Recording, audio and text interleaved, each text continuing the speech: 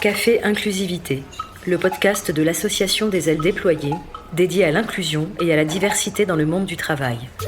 Que vous soyez un employeur, un professionnel, cherchant à améliorer vos pratiques inclusives, désireux d'en savoir plus dans la diversité ou une personne en situation de handicap, Café Inclusivité est le podcast qu'il vous faut. Je suis Charlotte Rank, Job Coach. Ensemble, faisons de l'inclusion une réalité quotidienne. 3e épisode, harmoniser vie personnelle et travail, une question d'équilibre entre vie personnelle et professionnelle. Alors bonjour à toutes et à tous et bienvenue pour cette nouvelle édition du Café Inclusivité, donc un espace dédié à l'échange, au partage et aux réflexions. Le thème de la rencontre d'aujourd'hui, harmoniser vie personnelle et travail. Donc c'est vraiment la question entre l'équilibre vie personnelle, vie professionnelle. C'est une question qui nous concerne tous. Donc aujourd'hui, nous avons l'honneur d'accueillir Philippe Amotte, formatrice, coach, père aidante en santé mentale. Fabienne Janelli, directrice des accompagnements et des parcours inclusifs au sein des ailes déployées. Céline Spinetto, médecin du travail depuis une dizaine d'années. Et vous êtes en cours de création d'un service de santé au travail, nouvelle génération. David Rézard, DRH, spécialiste des questions d'inclusivité. Alors pour ouvrir cette rencontre, on va commencer par un témoignage d'une jeune femme accompagnée par le service d'emploi accompagné au sein des ailes déployées, Angélique Procope. Voilà, donc je vous laisse la parole. Alors, bonjour, je m'appelle Angélique, je suis suivie par les ailes déployées pour me sécuriser dans ma vie professionnelle. Il a fallu que je trouve un emploi stable pour me sécuriser dans ma vie personnelle.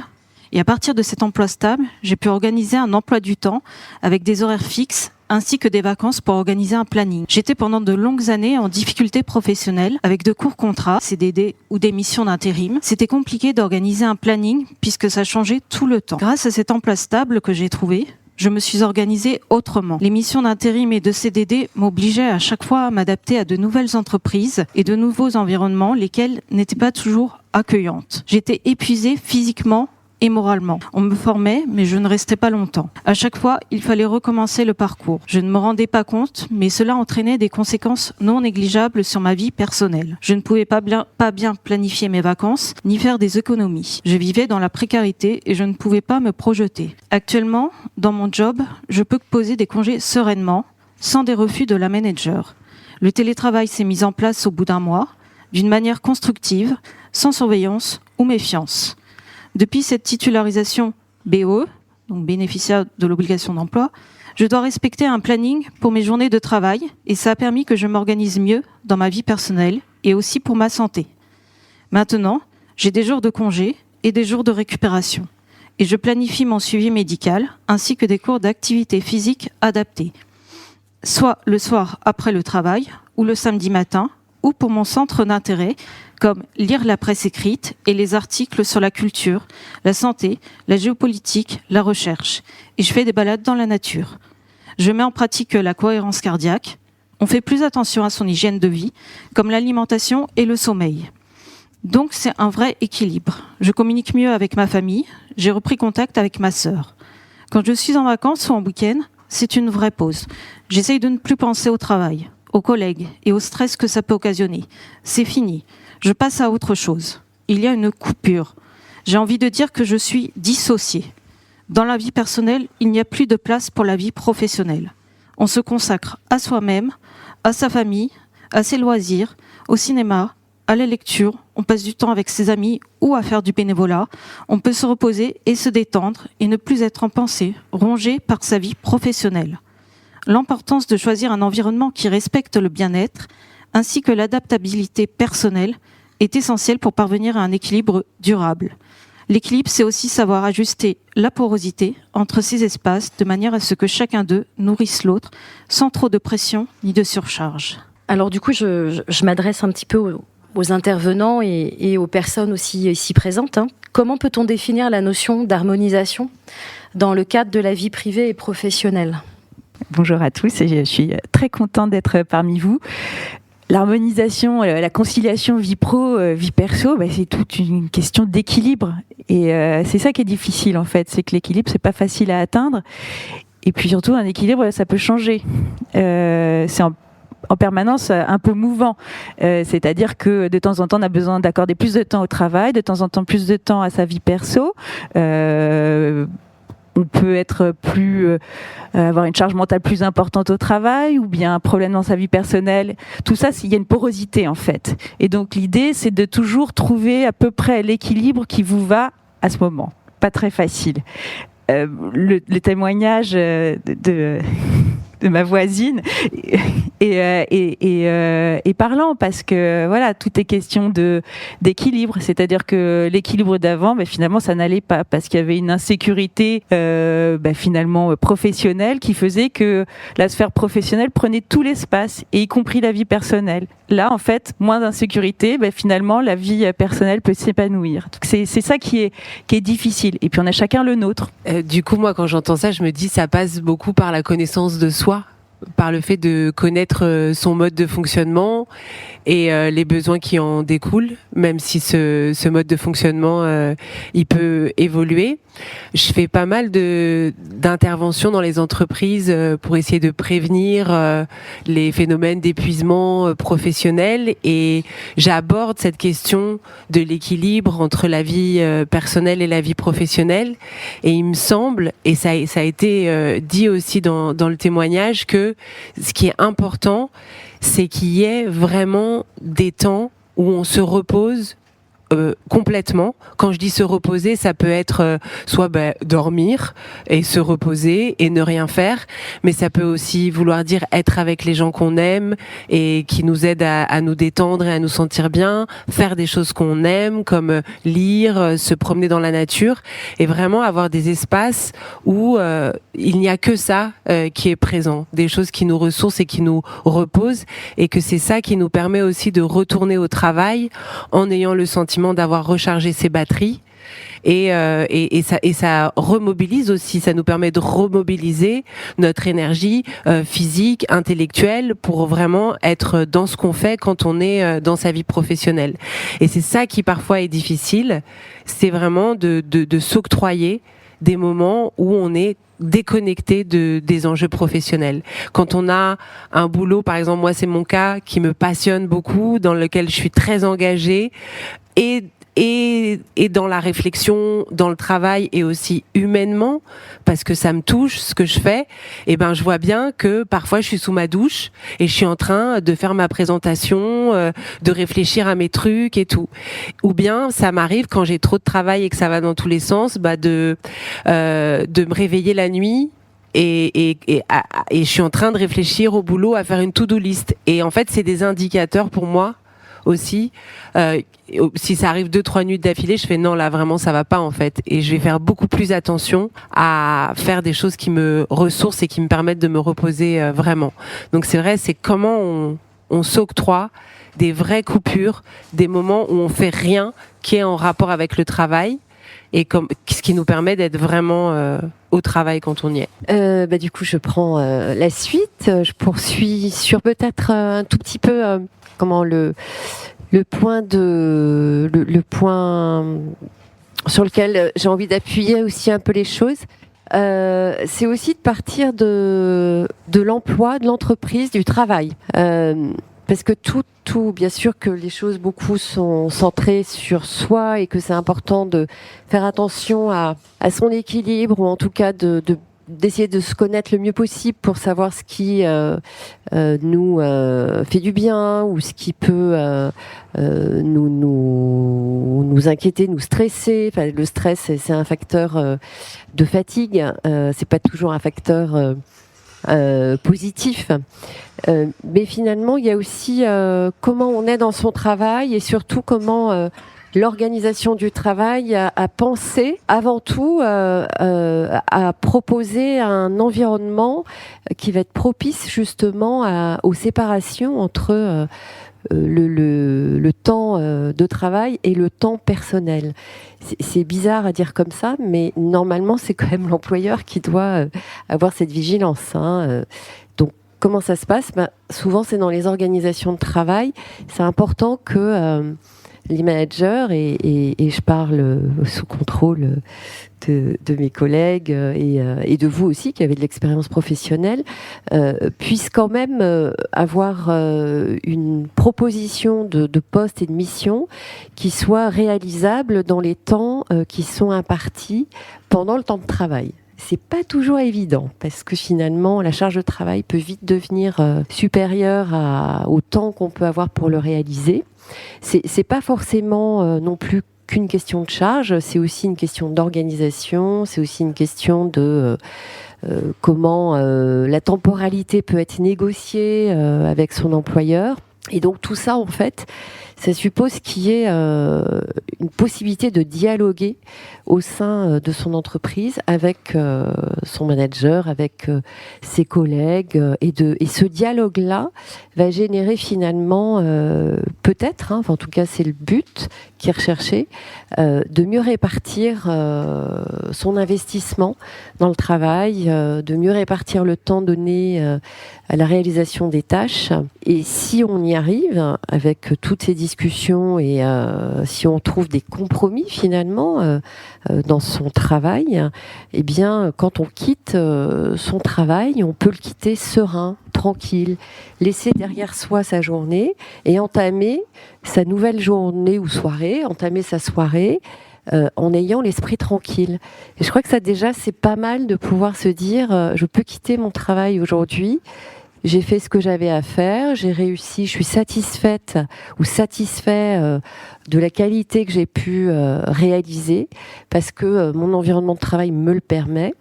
Et de ce fait, je peux octroyer ce temps libre à autre chose, à d'autres activités, voir des amis, sortir, comme vous le proposiez, Angélique. En tout cas, merci pour votre proposition, pour votre témoignage. C'est vraiment intéressant.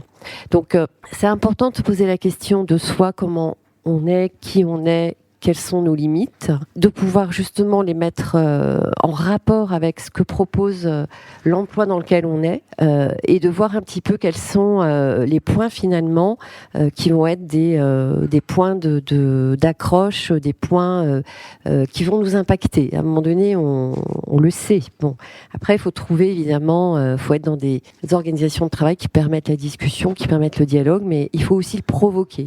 Il faut pouvoir s'autoriser à provoquer ce dialogue-là. C'est important pour sa santé. Justement, est-ce qu'il y a des secteurs professionnels où il est plus facile de trouver cet équilibre ? Alors tout d'abord, bienvenue et merci de nous avoir invités aujourd'hui. Je voudrais juste revenir sur votre témoignage parce que le DRH que je suis a été très sensible à ce qui a été dit parce qu'on y retrouve un petit peu tous les conseils que je serais venu peut-être donner au cours de cette prise de parole, parce que on a parlé d'équilibre avec une certaine discipline que vous vous imposez et félicitations pour le faire. Ça passe aussi bien par la déconnexion pendant les jours de congé, cette discipline aussi de passer à passer du temps sur des hobbies, des choses qui vous passionnent. Alors maintenant, si on revient à sur cette notion de secteur, il est bien évident que quand on est soumis à des horaires bien précis, à un planning bien déterminé, il est plus facile, en tout cas, d'organiser ses journées puisque c'est dicté. Là où ça devient plus compliqué, c'est quand on arrive le matin et moi, je témoigner là-dessus, je ne sais jamais de quoi va être faite ma journée. Voilà, il y a un nombre d'imprévus auxquels il faut faire face. Certaines choses se gèrent plutôt facilement, et ça c'est l'expérience aussi qui permet de le faire, et d'autres beaucoup moins facilement. Et ça peut générer du stress. Du stress parce qu'il faut gérer ce sujet, du stress parce qu'on sait pertinemment que ce qu'on devait faire, on ne le fera pas, mais il faudra pourtant que ce soit fait, donc il faudra que ce soit fait dans la journée parce qu'on s'est engagé vis-à-vis de telle ou telle personne. Et donc c'est ça qui va venir générer de la charge mentale qu'on n'avait pas déjà le matin quand on s'est levé. Voilà, mais qui va venir s'accumuler au cours de la journée. Donc, dès l'instant que on est avec des horaires qui ne sont pas définis, ou des tâches qui ne sont pas bien, organisées dans la journée, là, le stress est là. Et donc, avoir du stress et du bon stress, c'est stimulant, mais dans une certaine limite. C'est générateur de performance, mais c'est pareil, c'est comment est-ce qu'on gère ce stress qui n'est pas prévu? Et si ça se produit une journée, 2 journées, comme vous pouviez le dire, voilà.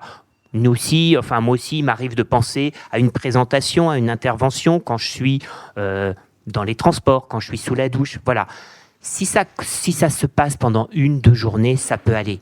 Si c'est continuel, perpétuel, qu'on y pense le week-end, qu'on y pense pendant ses vacances, parce que on commence à partir en vacances, on termine le travail qu'on n'a pas pu faire, et ça empiète déjà sur le début des vacances. Et puis on a ce stress qui commence à la fin des vacances en se disant il va y avoir la reprise, voilà, et je sais que je vais avoir ça et ça à faire. Là, il est temps de tirer la sonnette d'alarme, d'aller voir son médecin du travail dans la mesure du possible, voilà, pour lui faire part aussi de ces difficultés qui peuvent être rencontrées.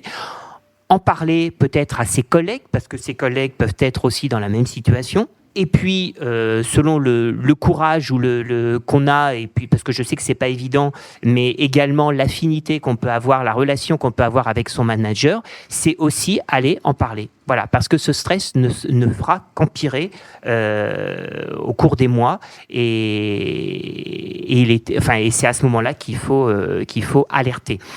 En général, c'est le corps qui commence à le faire, voilà. Mais il faut pas attendre. Enfin, en tout cas, les premiers signaux, il faut les prendre avec beaucoup d'attention. Voilà. Alors après, les secteurs, ils sont nombreux, voilà. Et on pourrait en parler secteur par secteur, mais c'est peut-être pas le but non plus. Je reprends la main. Y a un cas particulier aussi, et Angélique, vous en avez très bien parlé, c'est le télétravail. Et c'est là où ça peut être drôlement compliqué, vie pro, vie perso. Donc vous avez dit, le télétravail est bien organisé. Bon, alors ça, c'est clé déjà. Parce qu'en fait, donc on attaque sa journée en télétravail. Déjà, on est toujours on a envie de lancer une petite machine ou de faire un truc qui ne l'a pas fait. Enfin, j'ai toujours envie de lancer une machine. Je fais toujours du télétravail avec d'un bruit de machine à laver le linge derrière moi. Obligatoire. Et puis, ça s'arrête quand une journée en télétravail? Parce que souvent, on n'a pas fini tout ce qu'on devait faire, mais on se rend bien compte qu'on ne peut pas tout finir. Donc, quand est-ce qu'on arrête? Ça, c'est pas si simple. Et puis, en plus, il y a un phénomène. Le cerveau, il aime pas du tout quand on finit pas les tâches. Il déteste. Et quand il finit pas, il revient. Donc, en fait, comment on gère ça? Déjà, et puis en plus, il faut gérer sa culpabilité. Parce que souvent, il y a un drôle de phénomène, c'est qu'on se sent assez redevable à notre employeur de nous accorder cette confiance d'être en télétravail. Et donc, on se dit, ah ouais, mais si je fais pas tout ce boulot et si je finis pas tout, ça fait de moi un mauvais salarié. Enfin, je trahis presque sa confiance. Non. En fait, déjà ça, une fois qu'on a conscience qu'on a tendance à penser comme ça, c'est un premier pas. Et puis en plus, on ne pourra pas terminer. Donc, il y a un moment, il faut s'imposer une heure de fin. Il faut vraiment se l'imposer. Deuxième chose, comme on fait du télétravail, on a un ordinateur à la maison. Et puis souvent, on a un téléphone. Et puis, on est drôlement content au début quand on nous donne un téléphone professionnel. Sauf qu'il va falloir le gérer aussi. Et ça, c'est une vraie intrusion. C'est-à-dire que donc, votre téléphone pro, vous le ramenez à la maison. Il va bien falloir gérer ça.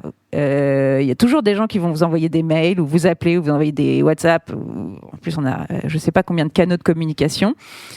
Il va falloir, sans culpabiliser, se dire qu'on ne va pas tout prendre et qu'on ne va pas tout solutionner le soir, le week-end, les choses. Donc ça aussi, c'est vraiment, il faut en avoir conscience et il faut se dire non, c'est trop tard et puis je ne vais rien pouvoir faire, stop. Et puis souvent, il n'y a quand même pas d'urgence, c'est pas question de vie ou de mort. Et puis l'autre chose, c'est que votre téléphone, de même que vous ramenez votre travail à la maison, votre téléphone perso, parfois c'est le même, mais vous ramenez des problèmes perso au travail. C'est-à-dire que vous répondez à des appels perso et vous devez gérer des trucs de la maison au travail. Et ça, c'est une autre intrusion. Donc ça va vraiment dans les deux sens. Et c'est drôlement difficile à l'heure actuelle de gérer ça, en fait. Vous pouvez être interrompu dans votre travail par un problème, un enfant qui vous appelle, un truc à gérer. Ça vous a interrompu, vous gérez le problème et ensuite vous devez vous remettre au travail. Donc ça, c'est fatigant, ça demande beaucoup d'énergie au cerveau pour se reconcentrer et c'est stressant. Et pareil, quand vous êtes à la maison, vous êtes avec vos enfants, vous êtes en train de lire tranquillement, vous êtes en train de vous détendre et tout d'un coup, vous voyez un mail arriver et il faudrait répondre. Donc tout ça, en fait, c'est comment on met des limites, comment on accepte d'être interrompu finalement, parce que parfois on n'a pas le choix. Ça nécessite d'y réfléchir, et c'est vrai que normalement c'est à l'employeur d'imposer des limites. Donc il y a des limites de déconnexion, on n'est pas censé envoyer des mails toute la nuit, professionnels. On est censé vraiment organiser ce télétravail. Bon, c'est pas toujours le cas. Donc si c'est pas le cas, il faut soit se mettre des limites, vraiment l'organiser soi-même. Merci beaucoup. Philippa, je voudrais te demander quelque chose, parce que toi, tu as un statut d'auto-entrepreneur. Est-ce que tu pourrais parler de ce statut, puisque du coup, tu n'es pas salarié d'une entreprise. Donc, est-ce que tu peux parler de cet équilibre justement à trouver quand on est indépendante? Oui, c'est intéressant parce que j'écoute depuis tout à l'heure et je me fais cette réflexion. Donc moi, je suis indépendante dans mon travail et je travaille avec plusieurs structures. J'ai des clients assez variés sur des missions assez variées. Et en vous écoutant, je travaille de chez moi la plupart du temps. Donc mon salon, c'est à la fois mon salon, mon bureau. Et j'ai beaucoup de missions où je vais chez mes clients aussi. Et il m'arrive, comme j'anime des formations, d'en animer certaines en visio toute la journée chez moi. Donc tout se passe dans cet espace et aussi en mouvement, parce que je me déplace dans toute la France pour animer des formations. Et je m'aperçois en vous écoutant que j'ai construit au fil du temps une discipline qui m'est propre, et je pense que c'est pas un hasard parce qu'en fait je me suis aperçue au fur et à mesure de mon parcours, dès ma scolarité, que je fonctionnais beaucoup mieux avec un cadre, des limites et une forme d'autorité qui venait de moi-même, et que j'avais plus de mal au fond à quand ça venait de l'extérieur. Donc c'est pas surprenant étant donné ma personnalité que j'ai fini comme ça. Et donc en fait j'ai une vraie discipline, une autodiscipline, où je me réveille tous les matins à la même heure pour être à ma table à l'heure à laquelle les gens commencent à travailler en règle générale entre 8h30 et 9h30, avec une forme de latitude. Ça peut m'arriver de me faire des adaptations ou de m'octroyer des demi-journées de RTT.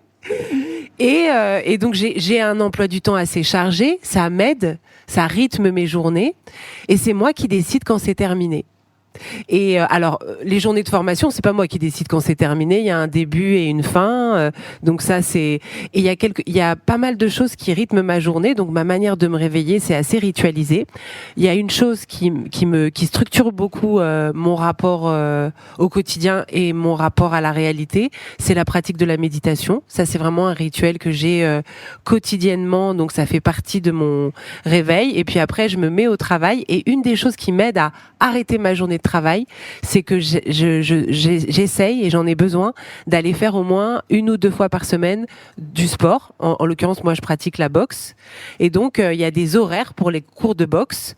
Et donc, je sanctuarise dans mon emploi du temps mes cours de boxe. Donc, ça m'oblige à m'arrêter de travailler à une certaine heure.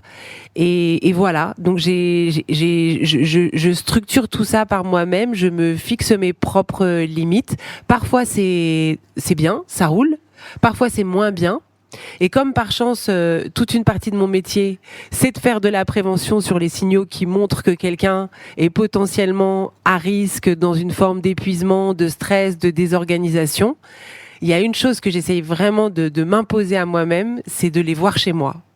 Et quand je les vois chez moi, j'essaye de m'appliquer à moi-même ce que je conseille aux autres de faire. Voilà, j'essaye en tout cas, et ça fonctionne plutôt bien. Et ça veut dire pour moi plein de fois partir à la boxe en ayant l'impression de pas avoir terminé, accepter je suis pas toute puissante. Il y a des fois j'ai des to-do list, je réactualise mes to-do list régulièrement, j'essaye de barrer au maximum.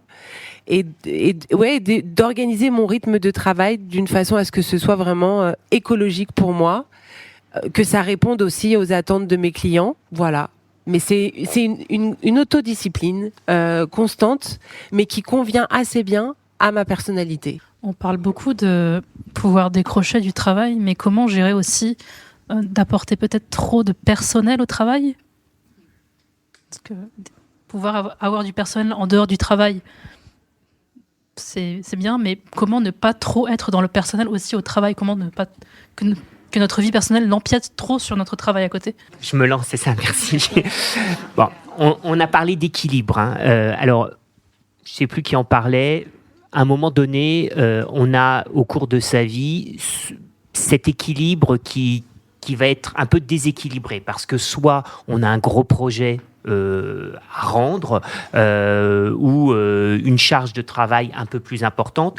Donc, c'est sûr que sur le personnel, on va y passer un peu moins de temps. Et puis à un moment donné, on va aussi traverser dans sa vie personnelle des événements, voilà, qui font que à un moment donné, ça va empiéter un peu sur le pro. J'ai envie de dire à ce moment-là, il faut en parler. Voilà, on passe un tiers de son temps, de sa journée au travail. Voilà, donc il est important de pouvoir échanger avec son manager, voilà, ou son responsable, de sa situation personnelle. Il faut en être capable déjà. Mais une fois qu'on sait que on ne pourra pas gérer cette situation seul si on n'a pas du temps à y consacrer, j'encourage vivement à en parler au manager. Si on ne sait pas comment aborder son manager, on peut en parler à des collègues pour aller chercher de l'aide. Certains ont dans leurs entreprises une assistante sociale, d'autres ont un service, complété peut-être aussi d'un médecin du travail. Il faut parler à toutes ces personnes-là. Voilà. Donc une fois que on en a parlé, on vient planifier, on vient exprimer son besoin. Et je revenais sur le sujet du télétravail. Pour ceux qui auraient tendance à se faire gagner par le personnel dans le cadre du télétravail, là aussi, vigilance, d'accord ? Parce que télétravail dit aussi engagement vis-à-vis de son employeur, c'est du donnant-donnant. Il y a un moment donné où on s'est aperçu qu'avec un manque de repères, notamment pendant la Covid, des collaborateurs, voilà, des salariés étaient un peu perdus sur la façon dont ils organisaient leur journée. Voilà. Et je rejoins encore ce témoignage qui est vraiment top dans l'exemple, voilà, qu'il faut suivre, c'est d'organiser ces journées en se disant, voilà, je dois passer X heures à mon travail, comment est-ce que je les organise ?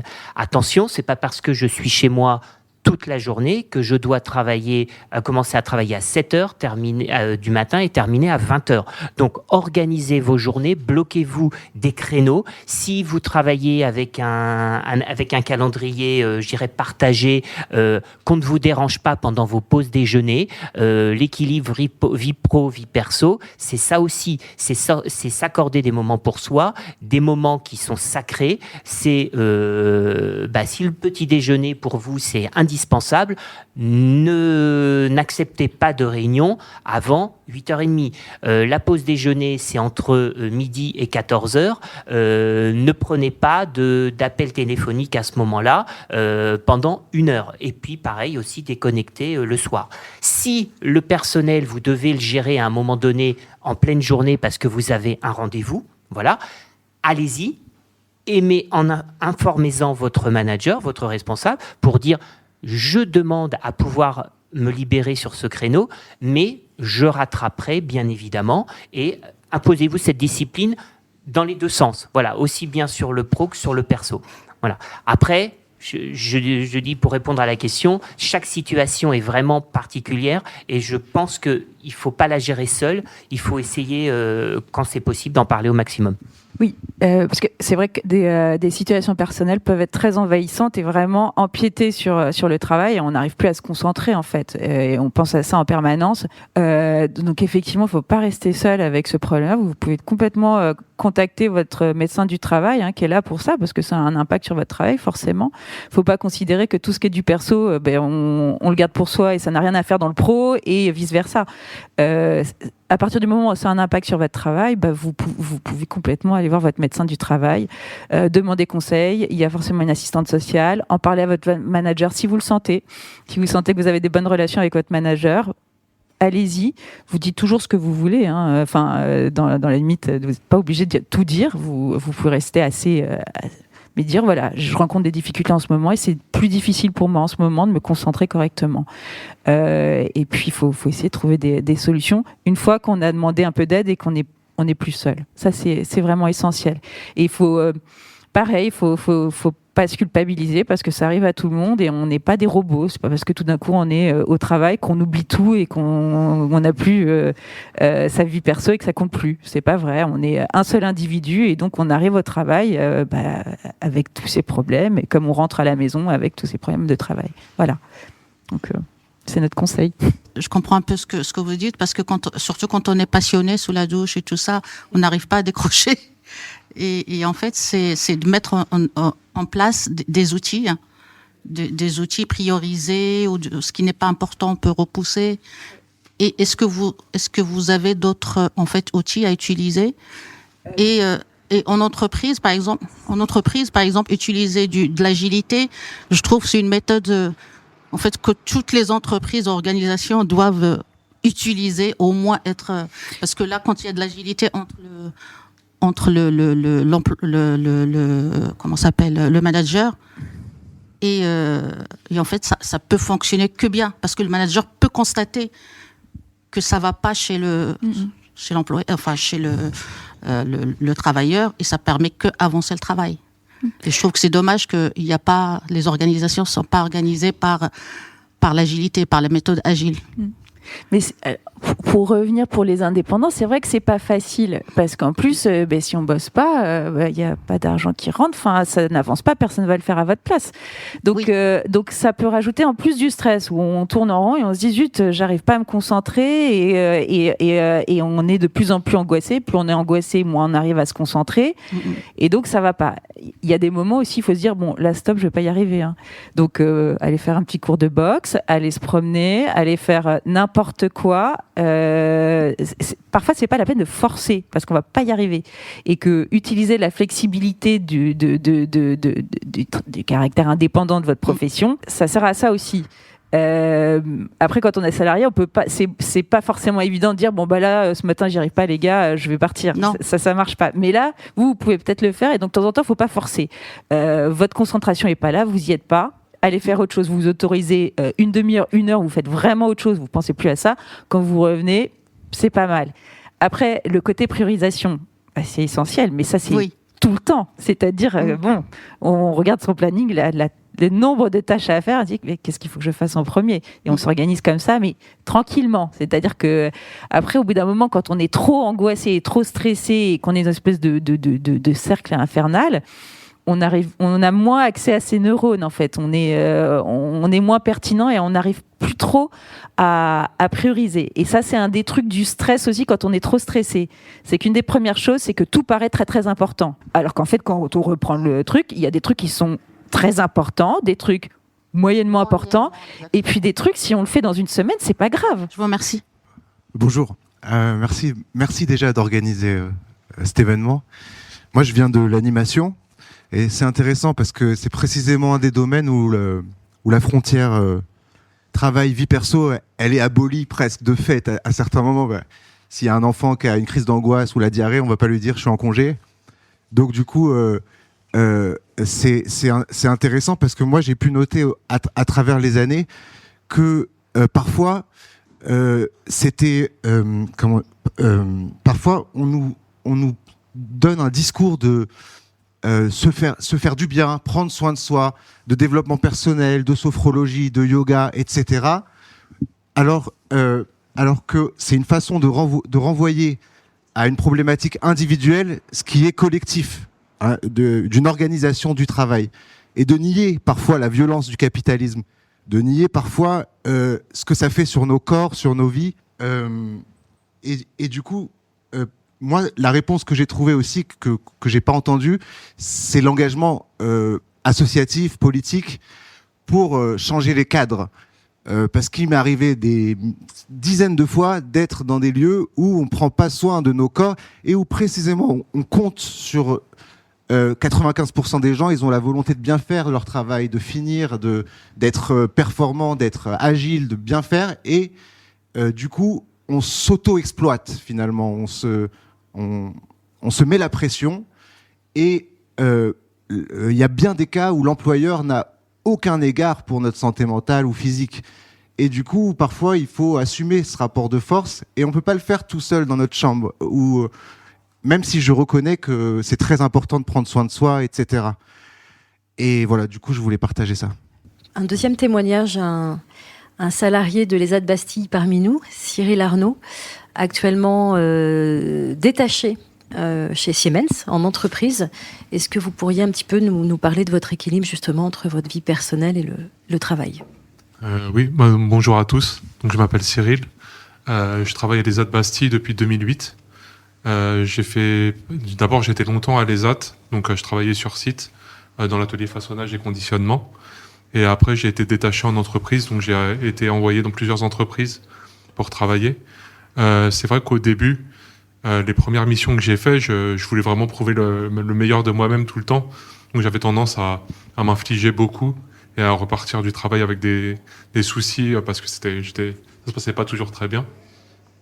Mais voilà, aujourd'hui, je suis dans une mission chez Siemens qui se passe plutôt bien. Donc je fais partie d'une équipe qui s'appelle le CEH. C'est le Centre Aide et Handicap, qui accueille principalement des travailleurs en situation de handicap, donc qui viennent des ZAT d'Île-de-France. Et voilà, donc nous, on se forme les uns les autres. On gère plusieurs prestations au sein de Siemens, donc tout ce qui est standard téléphonique, les notes de frais des collaborateurs Siemens. Et ce que je fais actuellement, je passe des commandes. En fait, je m'occupe des commandes en interne pour les collaborateurs. Donc si ça fonctionne bien tout ça, c'est parce qu'on est en équipe. On travaille vraiment en équipe et que ça n'a pas toujours été le cas et ça n'a pas toujours très bien fonctionné, mais maintenant on essaie vraiment de se former les uns les autres parce que c'est aussi un lieu de passage. En fait, les gens viennent des ZAT différents pour une prestation qui peut être ponctuelle, donc ils peuvent rester quelques mois et repartir.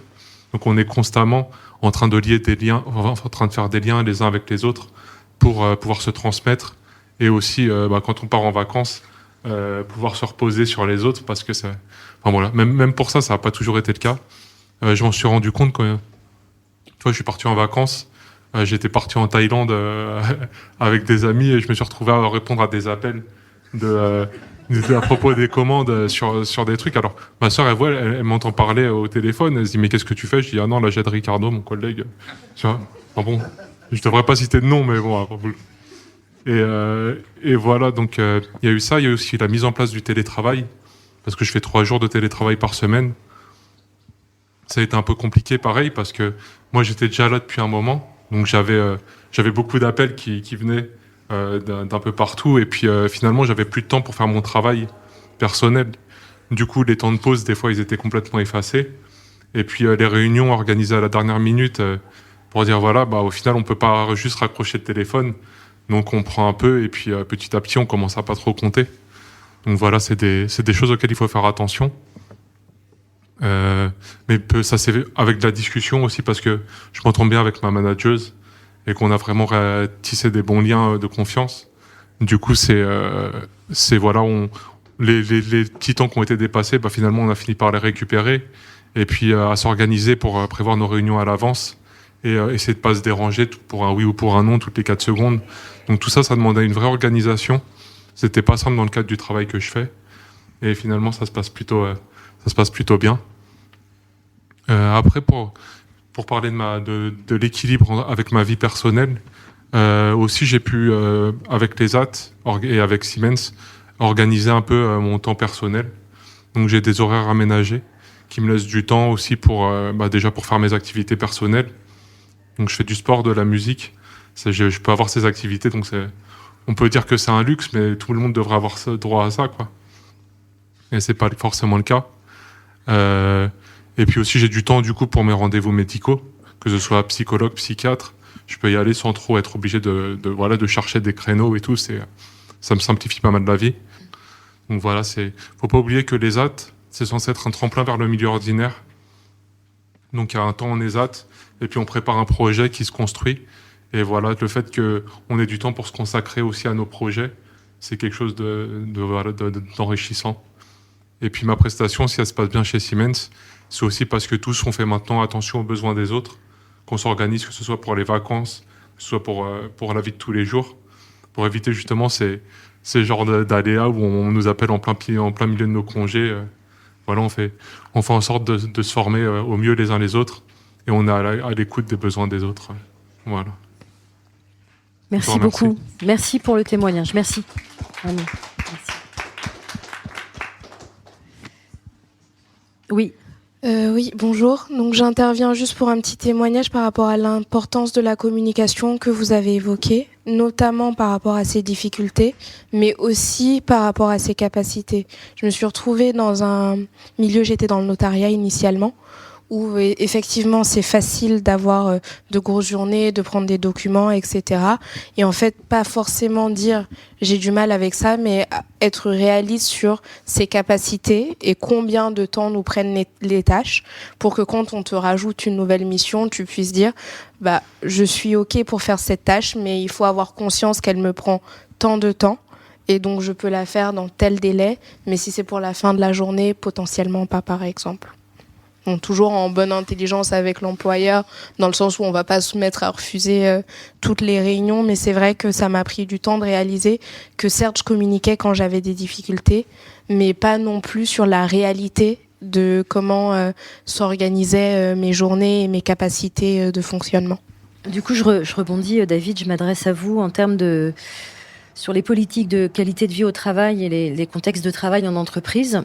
Est-ce que vous avez pu mettre en place des aménagements spécifiques pour des personnes en situation de handicap, pour leur permettre justement d'harmoniser leur vie professionnelle et personnelle, et en même temps, tout en garantissant l'inclusion dans l'équipe? Oui, alors ça c'est un sujet sur lequel on pourra, Céline et moi, parler, parce que dans une vie antérieure, on a beaucoup œuvré sur le sujet pour mettre en place des dispositifs. Alors ces dispositifs, ils étaient là avant tout pour apporter du confort et du bien-être aux salariés, et on était convaincus que alors si bien évidemment tous ces programmes étaient, je dirais, positifs, ou en tout cas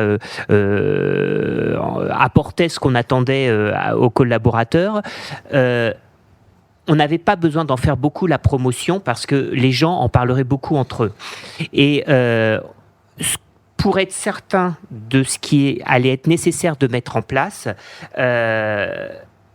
plutôt que de réfléchir entre nous en disant on va faire ci, on va faire ça, on a sollicité les collaborateurs dont on savait qu'ils étaient soit en situation de handicap, soit en situation de proche aidant, en disant mais de quoi est-ce que vous auriez besoin pour répondre au mieux à ces attentes, à ces attendus. Et donc certains l'ont évoqué tout à l'heure, il y a par exemple une fréquence, une récurrence pour des soins médicaux, voilà, et chaque situation est différente, et c'est dire moi voilà, j'ai un rendez-vous mensuel ou j'ai un rendez-vous bimensuel, voilà. Donc une chose qu'on a mis en place, c'est tout d'abord des jours d'absence autorisés rémunérés. Voilà. On s'est dit allez, on va commencer par 3 jours dans l'année, et puis on verra bien comment ça va se passer. Il s'avère que ça sous-entendait que les gens devaient nous faire savoir qu'ils avaient une RQTH, mais en tout cas, dès qu'ils en faisaient part, on leur accordait un crédit de 3 jours qu'ils pouvaient décomposer en demi-journée. Et puis, au bout d'1 an, on a fait une petite étude, et on s'est aperçu que il n'y avait pas d'abus, parce que ça c'est aussi ce que la direction pouvait craindre, en se disant toutes les personnes en situation de handicap vont prendre forcément leurs 3 jours, voilà. Et donc on s'est aperçu que non, voilà. Il y en a certains, ils prenaient leurs 3 jours, mais c'était pas un luxe, voilà. Et puis il y en a d'autres qui ne les prenaient pas parce qu'ils en avaient pas besoin. Donc dans ces cas-là, on a poussé un petit peu le programme un petit peu plus loin, en se disant ce sera plus 3, mais ce sera jusqu'à 5, voilà. Et puis là dernièrement, notamment sur le sujet de l'endométriose, typiquement les 5 jours, ça suffisait pas. Voilà, eh bien, sans aller jusqu'à mettre en place le congé menstruel, j'ai dit allez, accordons une journée d'absence pour les dames qui en auraient besoin, une journée d'absence par mois autorisée. Et donc ça c'est typiquement une chose qui fonctionne bien. Après c'est vous en avez parlé, on en a parlé, c'est la communication. Voilà, la communication. Alors certains salariés n'ont pas de problème à parler de leur situation à leur manager, à leurs collègues. C'est ces gens-là sur lesquels on s'appuie beaucoup pour être ce qu'on appelle des rôle modèles, des transmetteurs, voilà, de messages. Mais quand c'est plus difficile, les RH, le médecin du travail, la mission handicap, l'assistante sociale jouent les médiateurs, voilà, pour essayer de trouver des solutions, parce que à force d'échanger, voilà, et de parler de tous ces sujets, on trouve forcément des solutions à mettre en place qui conviennent individuellement à chaque collaborateur. Est-ce qu'il y a des questions? Ou est-ce que quelqu'un veut apporter son témoignage? Je vois des personnes dans la salle qui pourraient témoigner de cet équilibre entre la vie personnelle et professionnelle. Merci. Moi, c'est peut-être une réflexion que je me faisais en écoutant un petit peu le témoignage de chacun. C'est vrai que je me dis, tiens, finalement, cette question d'équilibre, est-ce c'est réellement atteignable, ou est-ce que c'est un peu illusoire, dans le sens où finalement, tout à l'heure, vous parliez on peut avoir à gérer des imprévus, tout simplement, au travail, la santé d'un enfant, des choses sur lesquelles on n'a pas nécessairement de contrôle. Et inversement, on peut aussi ramener des choses du travail chez soi. Est-ce que, finalement, est-ce qu'on peut réellement lutter, on va dire, contre ça? Est-ce qu'il faut lutter? Et puis, peut-être une première chose. J'avais d'autres choses en tête, mais peut-être, voilà.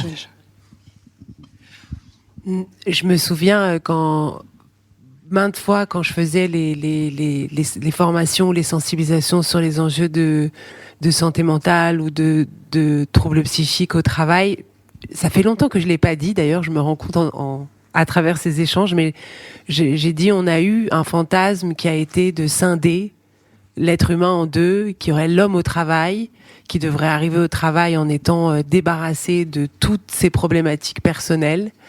Il me semble que le travail a longtemps été organisé comme ça, et que c'était même une valeur et un principe admis pour tous. Genre, on n'amène pas sa vie personnelle au travail, comme si c'était possible de se scinder en deux. Et donc, je me souviens, moi, de dire, ça n'existe pas, c'est un mythe. Il n'y a pas l'homme au travail et l'homme dans sa vie personnelle, et les deux sont profondément intriqués. Après, c'est un idéal vers lequel on tend. Et ça se percute en permanence. Et c'est pas grave, c'est la vie. Et c'est aussi c'est le mouvement, c'est l'imprévu, et on essaye dans ces imprévus-là de trouver une forme d'équilibre. Mais évidemment et c'est bien d'y réfléchir. Je trouve ça très intéressant de mener ces réflexions, de voir quand même ce qui peut être mis en place dans les entreprises, et qu'on prenne le temps, comme on disait tout à l'heure, d'en échanger. Chacun pourra repartir aussi en réfléchissant à sa propre situation. Donc nous, en fait, ça viendra se percuter tout le temps. C'est normal, c'est la vie, et c'est aussi bien que ce soit comme ça, mais ça vaut la peine d'y penser et d'y réfléchir et d'y être attentif, je crois. Angélique, je reviens vers vous. Est-ce que vous pourriez nous dire un petit peu comment ça se passe, votre accompagnement au sein du service d'emploi accompagné, ce que ça vous apporte, comment ça s'est passé avec l'employeur également? Alors, moi, je suis suivie par les ailes déployées, donc depuis 3 ans à peu près, par Sophie Thiebaud. Et donc, en fait, il y a un échange régulier avec ma job coach. Et on fait le point sur mes missions, parce que moi, c'était pour me sécuriser dans ma vie professionnelle, parce que j'avais trouvé un travail. Et donc, c'était pour me sécuriser dans ma vie professionnelle, la job coach, parce que j'avais trouvé un travail. Et j'étais en fait contractuelle dans la fonction publique, pour le ministère de l'Enseignement supérieur et de la Recherche. Donc, je travaille au Conservatoire national des arts et métiers. Et j'avais trouvé un poste. J'étais déjà à la Sorbonne. J'avais un CDD et je commençais à être suivie par ma job coach. Et après, j'ai trouvé au CNAM, donc par un BOE. Donc là, j'ai fait un stage de titularisation. Et en fait, là, il y a eu des complications parce que justement, la manager n'était pas accueillante. Donc c'est pour ça que c'est vrai que la communication, la confiance avec le ou la responsable, c'est, j'ai envie de dire, c'est essentiel. Parce que s'il n'y a pas de confiance, s'il n'y a pas d'écoute, on peut pas travailler sereinement. Et en fait, dans sa tête, pour le coup, là, on revient et on rumine ce mal-être et tout ça. Et après, on peut pas travailler en fait sur ces missions. Enfin, moi, c'était mon cas. J'arrivais pas à travailler. parce qu'elle refusait de m'écouter, elle refusait de rencontrer ma job coach, alors que j'avais besoin que ma job coach explique aussi mes problématiques. On m'écoutait pas, et c'était plus possible. Et là, du coup, c'est des missions à taille humaine. Dès le départ, mes aménagements ont été mis en place. Et il y a eu une très bonne écoute du médecin du travail. Il y a eu une très bonne écoute et une confiance qui s'est installée dès le départ avec ma manager. Et c'est toujours le cas. Et elle a tout de suite accepté de rencontrer ma job coach. Donc voilà, j'ai pu être titularisée l'année dernière. Et là, on continue le suivi toujours régulièrement pour faire le point sur mes missions, voir pour la suite si je peux évoluer ou pas. Enfin voilà, j'ai besoin en fait de cet accompagnement. Ça m'aide au quotidien. Merci beaucoup. Merci Angélique. Du coup, d'un point de vue sociétal et plus largement, je m'adresse aussi à vous David, à vous Céline, et puis aussi Philippa, puisque tu interviens auprès des entreprises. Comment les pratiques d'organisation des entreprises évoluent-elles aujourd'hui en termes de préservation de l'équilibre de vie? Alors effectivement, aussi par rapport à des personnes en situation de handicap, mais de façon plus large. Est-ce que vous voyez une différence depuis quelques années? Quelles sont ces choses qui évoluent? Qu'est-ce que vous pourriez en dire? En fait, il y a eu un énorme changement à la suite de la crise de l'épidémie de Covid, parce que tout le monde s'est retrouvé un peu à télétravailler. Souvent, c'était pas préparé, pas organisé. Donc là, le pro et le perso ont été complètement mélangés. Les gens se sont retrouvés à télétravailler, soit tout seuls dans un petit appart, soit avec leurs enfants, on a vu toutes les possibilités. Et finalement, c'est vrai qu'avant, c'était vraiment, il y avait les problèmes de travail et les problèmes perso. Et alors, par exemple, nous, en médecine du travail, on voyait jamais de problème perso, quasiment jamais. Sauf que là, alors les RH, les DRH disaient, si vous avez un problème, contactez la médecine du travail. Les gens l'ont fait, en fait. Et ils nous ont contactés, y compris pour des problèmes perso. Donc, on a tout eu. Et ça a perduré. Et donc, c'est une énorme évolution. C'est-à-dire que comme on s'est rendu compte qu'il y avait un être, un humain, c'était pas juste un travailleur, mais que c'était un être humain, et il y a eu des évolutions progressives. Il y a eu, alors à ce moment-là, on s'est rendu compte que c'était pas simple de concilier, par exemple, vie de famille et vie professionnelle. Surtout quand on demandait en plus aux familles de travailler avec les enfants. Il y a finalement eu des programmes qui se sont mis en place. Et moi, j'étais alors on ne bossait pas au même endroit pendant le Covid, mais il y a eu des programmes d'aidants, de parentalité, des choses qui se sont mises en place où finalement c'était le personnel, la vie familiale qui arrivait dans le monde professionnel. Donc, je trouve que voilà, on n'a pas beaucoup rigolé pendant cette crise du Covid, mais ça a complètement bouleversé alors plein de choses. Mais ça, c'était vraiment positif. C'est-à-dire que il y a une prise de conscience que les problèmes personnels, oui, ça a impacté le pro. Non, je m'interrogeais en même temps, peut-être que en fait, on parle beaucoup d'équilibre, mais peut-être il n'y a pas d'équilibre sans véritable aussi liberté dans ce qu'on peut avoir à agencer sa journée différemment, qu'on soit auto-entrepreneur, qu'on soit salarié, et que peut-être il n'y a pas de liberté s'il n'y a pas la flexibilité d'un cadre qui le permet aussi, qui propose des solutions, qui aménage en fonction de des contraintes que tout un chacun peut avoir à gérer au quotidien. Je n'avais pas de questions. Merci à vous. Alors merci d'être présent à chaque Café Inclusivité. Et merci pour votre présence et votre engagement. Merci d'être venu partager ce moment avec nous. La prochaine édition portera sur la divulgation de la RQTH auprès de l'employeur. Voilà, les bonnes pratiques pour réussir son entretien d'embauche. Et je vous propose de terminer cet échange autour d'un café. Merci à tous. À bientôt. Merci.